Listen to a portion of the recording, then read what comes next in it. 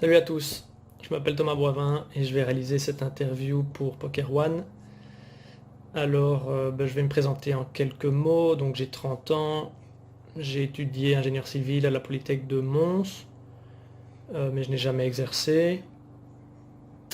J'ai commencé le poker quand j'avais 16 ans et j'ai commencé à vraiment devenir sérieux pendant l'UNIF où je jouais des sit and go sur PokerStars de manière très régulière et j'étais devenu donc un gagnant aussi régulier à ce moment-là.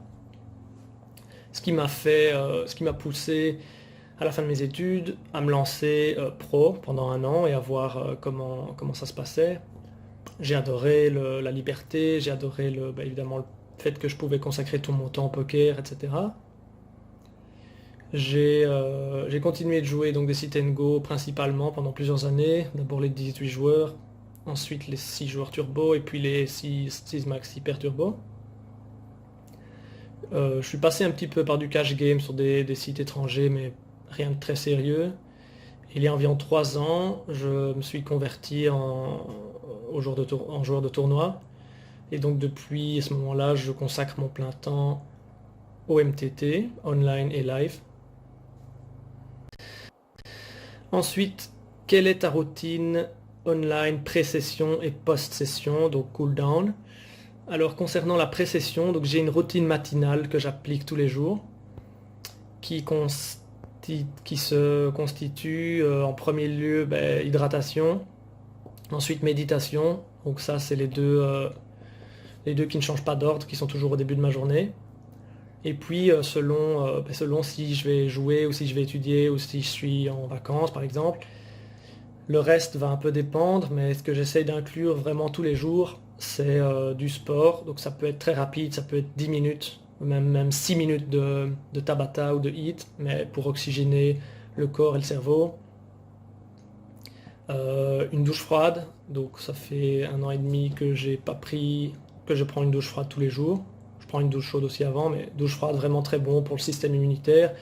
Plus je suis pas vraiment du matin, donc ça permet de bien me réveiller. Prendre l'air, j'essaye de le faire tous les jours, au moins 20 minutes, et une ou deux fois par semaine, une balade d'1 heure. Un bon gros déjeuner, personnellement, pour l'instant, c'est surtout avec beaucoup de graisse, de bonne graisse, donc bonnes huiles, des noix, etc.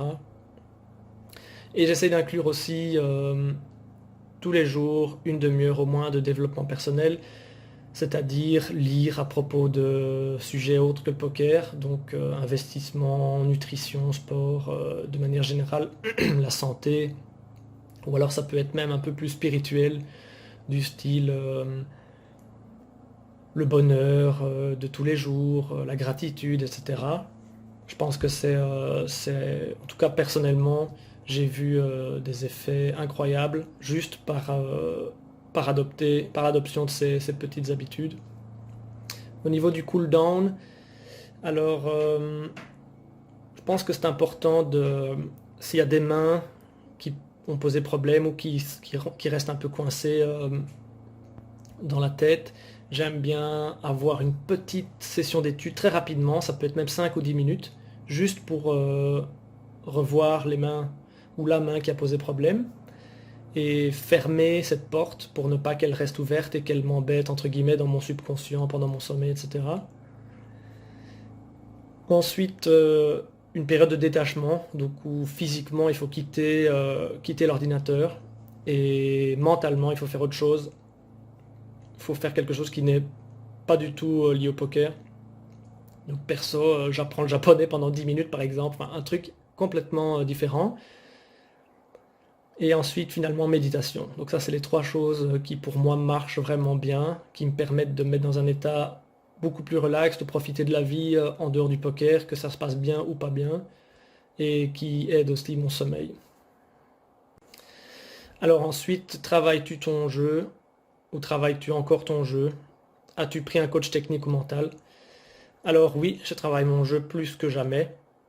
C'est-à-dire que je vais pas trop m'étendre là-dessus, mais il y a environ 2 ans et demi, j'ai eu un wake-up call où je me suis rendu compte que j'exploitais pas mon potentiel et que j'étais pas la meilleure version de moi-même. Et en tout cas, notamment dans le milieu du poker. Et j'ai commencé à bosser beaucoup plus, à consacrer du temps à l'étude. Et peu de temps après, mes résultats ont vraiment commencé à décoller. Et depuis lors, ça n'a pas vraiment cessé. C'est-à-dire que j'ai toujours continué à pousser l'étude de plus en plus, à louer de plus en plus de temps à l'étude. Et comme par hasard, mes résultats se sont vraiment enchaînés. Donc, je pense que moi j'ai une théorie qui dit que, imaginons que vous pensez que vous devez étudier votre jeu 50 heures cette année-ci pour accéder au niveau suivant. Pour moi, le plus simple et le plus évident, c'est de commencer par ces 50 heures-là d'études, en janvier par exemple. Et puis, pendant les 11 mois de l'année, vous avez un niveau beaucoup plus élevé que si vous aviez étudié 2 heures par semaine, ou 1 heure par semaine en l'occurrence. En termes de coaching, donc un coach mental, j'y pense. C'est probablement une de mes prochaines étapes pour aller chercher ces petits edges et améliorer la qualité de vie. Je viens récemment de prendre un coach nutrition, high performance, donc je vous en dirai plus quand j'en saurai plus. Mais de manière générale, je pense que investir dans un coach, c'est toujours un investissement gagnant. Laisser des professionnels ou en tout cas des personnes qui consacrent leur temps à vraiment se spécialiser dans un secteur pour améliorer notre qualité de vie, pour améliorer notre performance, notre énergie, etc. Je pense que c'est toujours un pari gagnant. Coach technique, j'en ai pris aussi à l'époque dans le poker, donc ça m'a toujours aidé. Mon argent a toujours été rentabilisé de loin. Et oui, pour finir, je peux simplement dire que pour moi, la vitesse d'apprentissage, c'est mon edge principal. C'est-à-dire que si je sais que si je me contente d'avoir une vitesse d'apprentissage et de développement personnel plus élevée que ma compétition, j'ai besoin de m'inquiéter de rien d'autre et tout le reste va suivre. C'est inévitable. Alors, quels ont été tes modèles au poker à tes débuts? Actuellement, quel est ton joueur préféré live et online et pourquoi? Alors mes modèles, je pense que comme beaucoup de joueurs de ma génération, au début c'était un peu les showmen qu'on montrait sur Poker High Stakes, donc les Tom Dwan, Daniel Negreanu, Phil Ivey, évidemment énorme respect pour Phil Ivey. Et même Phil Hellmuth, je me rappelle au tout début, j'avais beaucoup d'estime, je trouvais qu'il était très fort. Alors actuellement, donc évidemment ça a changé. Toujours du respect pour pas mal de ces joueurs, mais en termes de vraiment de respect pour la technique, actuellement, je pense que mes joueurs préférés, c'est Daniel Divorès, Steven Chidwick, toujours au top depuis la nuit des temps, Bonomo, très fort aussi. Donc dans ce paquet-là, je pense qu'il y en a beaucoup qui sont très forts. Online, je pense à notamment Graf Tekel, donc j'ai oublié son nom, mais c'est son pseudo sur PokerStar. Connor Berford, si c'est son nom, et Wushu TM, donc ce genre de joueurs qui jouent à High Stakes depuis très longtemps. Mais également ProBeers par exemple, donc Andreas Nemeth, qui cartonne depuis des années. Je pense qu'il y a différents profils ici. Il y a d'une partie, il y a les joueurs qui sont techniquement très très forts. Alors, je respecte beaucoup ça parce que travailler la technique, pour moi, ça permet en fait, c'est une gymnastique pour le cerveau et pour l'intuition. Donc l'intérêt, c'est pas d'étudier des spots par cœur et de pouvoir les appliquer ensuite.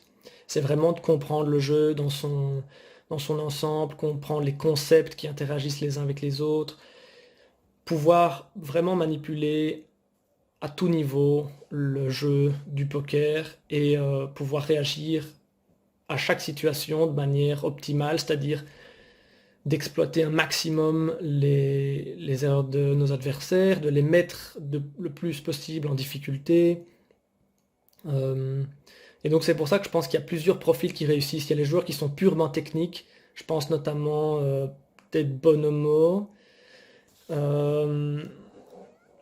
Axton par exemple. Axton, ces joueurs-là sont très techniques et peut-être pas, ne dévient pas forcément de la technique très souvent. Par contre, des joueurs online, par exemple comme Probirst, ou je pense même à l'Uruguayen Tomate, qui sont des joueurs qui vont vraiment dévier du jeu standard et qui vont essayer de mettre un maximum de pression.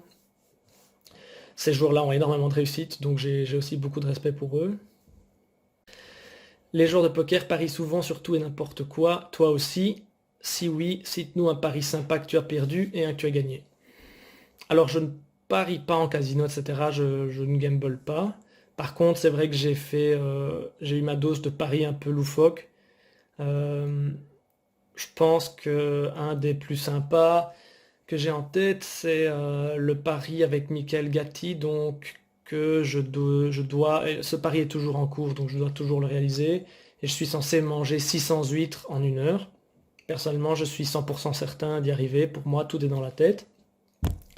Et c'est un gros pari, donc ça va être marrant. Euh, ouais, voilà, parier sur le nombre de dalles de la place Real à Barcelone, par exemple, ce genre de truc pour passer le temps.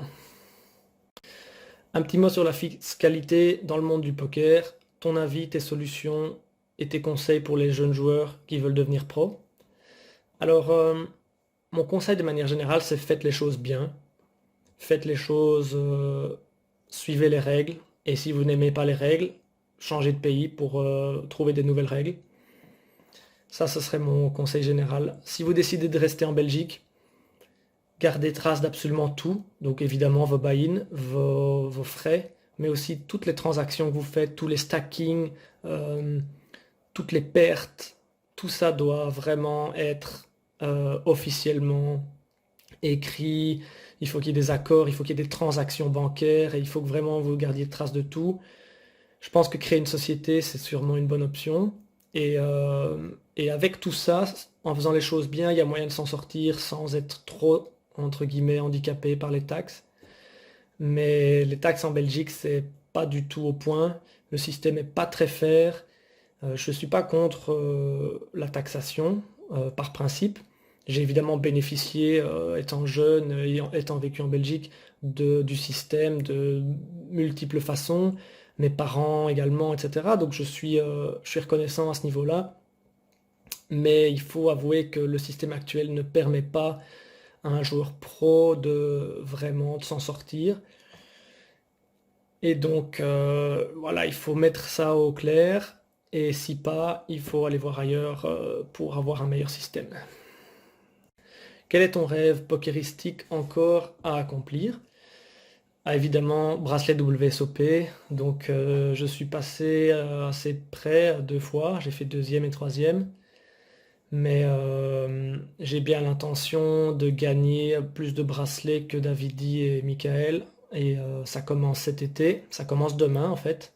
Les World Series online. Ça, c'est vraiment un objectif, je pense, émotionnel. C'est-à-dire que bon, ça ne mesure pas vraiment la compétence d'un joueur de gagner un bracelet. Mais je pense que ça a été le rêve et c'est toujours le rêve de beaucoup de joueurs quand ils ont démarré. Ensuite, en termes d'ambition, personnellement, j'aimerais devenir la meilleure version de moi-même. Et pour moi, ça veut dire être un des meilleurs joueurs de poker au monde. Je pense pas, je ne me vois pas m'arrêter tant que je n'y serai pas. Et une fois que j'y serai, donc essayer d'y rester donc un maximum. Ton avis sur la team, sur cette nouvelle société Poker One? Alors, je vais pas vous mentir, je me tiens pas trop au fil de l'actualité et je ne connais pas exactement, je ne connais pas en profondeur la team Poker One ni ce que vous faites. Mais de manière générale, j'adore et je supporte beaucoup les nouveaux projets, euh, d'autant plus quand ils prennent naissance dans notre belle petite Belgique. Donc beaucoup de positives, beaucoup d'ondes positives et je vous souhaite un max de succès. une anecdote que peu de gens savent sur toi. Alors j'en ai quelques-unes que pas beaucoup de gens savent, mais du coup il y a une bonne raison à ça. Une sympa à laquelle je pense, c'est, je vais l'appeler Costa Rica, la bonne étoile. Alors je vous mets dans l'ambiance, donc c'est début mai, juste avant les scoops, il y a 3 ans, et on décide avec Michael Gatti et Terry Schumacher donc d'aller jouer les scoops au Costa Rica, et ensuite de voyager un peu, et puis d'enchaîner avec les World Series. Et donc avant ce voyage qui va durer quand même 3 mois, chacun de notre côté, on fait un peu la fête pour dire au revoir aux amis, à la famille, etc. De mon côté, donc la fête s'est un peu rallongée plus que prévu. Et à ce moment-là, donc l'avion était à 8 heures du matin à Bruxelles. Et j'avais une alarme pour me réveiller à 5h30. Et donc je suis toujours avec mes potes et l'alarme sonne. Donc là, bah, évidemment, plus le choix, il faut y aller. Euh, Pas super lucide, si vous voyez ce que je veux dire. Et donc, je contacte mon chauffeur, mon beau-frère, qui était censé me conduire. Le truc, c'est que j'avais pas eu la bonne idée, j'avais eu la mauvaise idée plutôt de l'inviter. Et donc, le chauffeur avait été dormir il y a 30 minutes auparavant, impossible de le réveiller. Donc, je réveille ma sœur à 7 heures du matin ou 6 heures du matin. euh, Pas enchanté, mais je lui dis, écoute, il faut absolument que tu me conduises à Bruxelles, voilà. On passe chez moi, où j'avais donné rendez-vous à Terry, et où j'avais laissé donc toutes mes affaires. On arrive 1 heure en retard, Terry était presque sur le point de partir évidemment à l'aéroport sans moi, on était sur le point de rater l'avion. Bref, le but de l'opération c'est simplement de prendre mes valises, et donc là j'arrive devant ma porte vitrée, mes valises sont derrière la porte, et je vais dans mes poches, plus de clés. Euh, je réalise en même temps que j'ai pas mon portefeuille, j'ai pas mon GSM, j'ai absolument rien, uniquement mon passeport dans ma poche arrière qui a survécu à cette soirée de l'enfer. Donc là, encore une fois, pas lucide du tout. On sait pas trop quoi, enfin, je ne sais pas trop quoi faire. Et je décide d'aller à l'aéroport avec Thierry et ma sœur et voilà, on verra ce qui se passe, quoi. Mais donc super frustrant parce que mon ordinateur, ma valise, tout ça était vraiment juste derrière ma porte. Impossible d'y accéder donc. Bref. Ma sœur nous conduit à l'aéroport. Je vous passe les détails, mais donc avec mon frère de troll de toujours, Terry Schumacher, on alterne entre sprint, parce qu'on était vraiment en retard, et troll total de tout le personnel de l'aéroport. Les hôtesses à l'entrée de l'avion avant l'embarquement menaçaient même de ne pas nous laisser entrer. Bref, on s'en sort. Et donc embarquement, on n'était pas assis l'un à côté de l'autre, donc il va s'asseoir, je vais m'asseoir, boum, je m'évanouis. Je me réveille des heures plus tard, je reprends un peu mes esprits, et je cherche Terry, je trouve Terry, et je lui demande, Terry, est-ce que c'est possible que j'ai pris l'avion sans portefeuille, sans téléphone, sans ordinateur alors qu'on va jouer les scoops, sans valise, et j'ai absolument rien du tout, juste mon passeport. Terry, évidemment, est mort de rire, donc il m'explique que oui, j'ai décidé de prendre cette décision-là. Euh, je suis complètement dépité, je comprends pas pourquoi, je ne sais pas ce que je vais faire, enfin bref. Terry me laisse un peu quand même dans ma détresse, et ensuite il me raconte, et c'est là que vous allez comprendre le titre de l'histoire, La Bonne Étoile. Il m'explique qu'apparemment Michael a fait exactement la même. Il a aussi passé la nuit blanche. Il a décidé de faire une petite sieste avant de prendre son vol. Et il a raté l'avion parce qu'il s'est jamais réveillé. Mais du coup, ça veut dire qu'il va reprendre un autre avion 24 heures plus tard et qu'il a l'occasion d'aller chercher mon GSM, mon portefeuille, mes valises, mon PC, tout ça dans la journée et m'apporter ça en main propre donc le lendemain.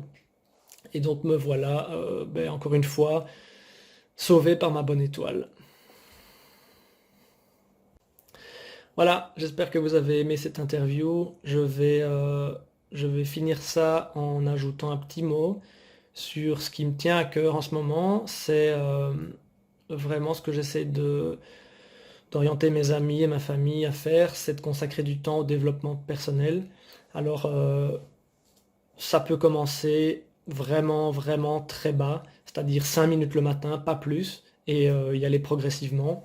Le but, c'est d'être consistant et d'avoir une habitude le matin, bon, pour moi c'est le matin, mais ça peut être à n'importe quel moment de la journée, mais de consacrer du temps à se développer personnellement. Donc qu'est-ce que j'entends par là?